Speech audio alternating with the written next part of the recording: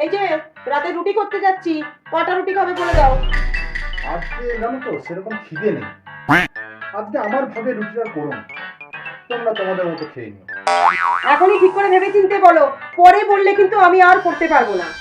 না না, আমি খাবো না, তোমরাই করো না, কোনো অসুবিধা নেই। তাহলে কিন্তু তোমার জন্য আর রুটি করছি না।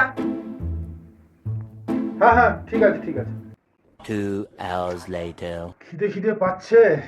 আবার যদি পায়েলকে এখন রুটির কথা বলি তাহলে তো মহা রেগে যাবে। কি যে করা যায়। পায়েল, এই পায়েল, তোমাকে না আমার কিছু কথা বলার ছিল।